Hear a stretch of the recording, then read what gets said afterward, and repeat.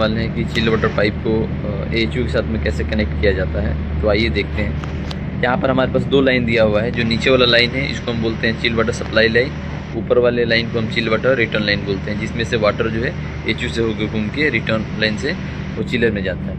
तो यहाँ पे जो चिलर लाइन का ये सप्लाई है, जैसे यहाँ से टी लगा के और एक पाइप गया है आगे, यहाँ पे एक वाल लगाया गया है जिसको हम बटरफ्लाई वाल बोलते हैं। अभी ये क्लोज पोजीशन पे है। जब ये जो वाल है ऐसे मोड़ा जाएगा, राइट हैंड साइड में जब मूव करेंगे तो ये ओपन हो जाएगी, जिससे चिल वाटर जो है वहाँ से सप्लाई होके AHU की तरफ जाएगा। तो ये जो हमारा है एक बटरफ्लाई वाल लगाया हुआ है, जो मैनुअल हैंड वाल भी बोलते हैं। और जो नीचे देख सकते हैं आप, यहाँ पर एक स्टेनर लगा हुआ है। जब चिल वाटर पाइप यहाँ से आता है इस वाल के थ्रू, तो यहाँ से स्टेनर के थ्रू इस वाटर को फिल्टर किया जाता है। फिल्टर करने के बाद जो वाटर है वो हमारा AHU में जाता है। यहाँ पे आप देख सकते हैं ये हमारे पास AHU है। AHU का कॉइल बहुत बड़ा है।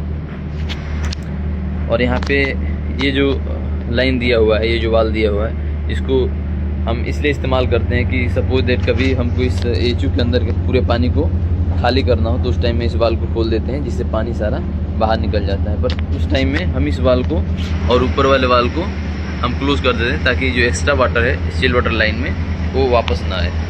तो आप यहाँ देख सकते हैं ये तो हमारा इन लाइन है। यहाँ से हमारा जो पानी है AHU कॉइल में जा रहा है और AHU कॉइल में सर्कुलेट होकर वाटर ये ऊपर की तरफ से आता है, जिसको हम बोलते हैं रिटर्न लाइन।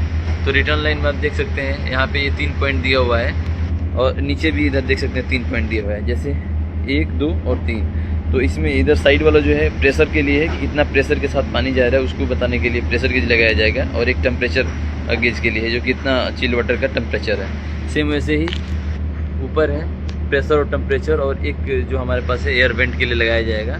कई बार इसमें चिलर में क्या होता है कि AHU में क्या होता है कि एयर आ जाता है, जिसकी वजह से AHU कूलिंग नहीं करता है। तो उस एयर को निकालने के लिए यहाँ पे एयर वेंट लगाया जाता है, जिसको ओपन करने के बाद जो एयर होता है बाहर निकल जाता है और AHU कूलिंग करता है।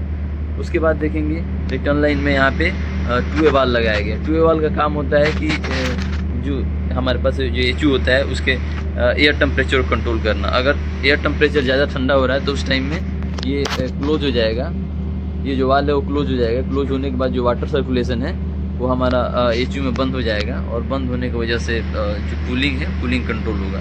फिर अगर रूम में कूलिंग ज़्यादा, जो वाल है ओपन होगा, और ओपन होने के साथ ही चिल वाटर सर्कुलेशन भी ओपन होगा और इससे कूलिंग इफेक्ट रूम में होने लगेगा। उसके बाद हमारे पास एक वाल दिया हुआ है यहाँ पे, सेम जैसे सप्लाई लाइन पे यहाँ पे एक बटरफ्लाई वाल है, वैसे ही रिटर्न लाइन में भी एक बटरफ्लाई वाल है। इसके बाद आप यहाँ पे देख सकते हैं एक बाईपास लाइन है यहाँ पे। कई बार ऐसा होता है कि जब हम लोग AHU को बंद करते हैं और इसके वाटर को खाली करते हैं तो उस टाइम में इन दोनों वाल को क्लोज करना पड़ता है। बट उस टाइम में हम इस बाईपास वाल को ओपन करते हैं ताकि वाटर का जो सर्कुलेशन है सप्लाई लाइन से ऐसे करके रिटर्न लाइन में ऐसे हो पाए। इसके लिए हम इस बाईपास वाल का इस्तेमाल करते हैं। तो जब हमारा AHU रनिंग करता है और ये जो वाल है ये ओपन रहता है, उस कंडीशन में ये जो हमारा वाल है वो क्लोज होता है, ताकि ये वाटर यहाँ सर्कुलेट ना करे। वाटर जो हमारा AHU है उसके थ्रू यहाँ पे सर्कुलेट करे। तो इसके लिए इसको क्लोज रखा जाता है। बट जब हम इसके मेंटेनेंस के लिए हम इसके वाटर को एम्प्टी करते हैं, खाली करते हैं, तो उस टाइम में इस वाल को क्लोज करना पड़ता है, बटरफ्लाई वाल को दोनों, और इस वाल को ओपन करना पड़ता है ताकि वाटर का circulation chilled water supply line से रिटर्न लाइन में हो पाए।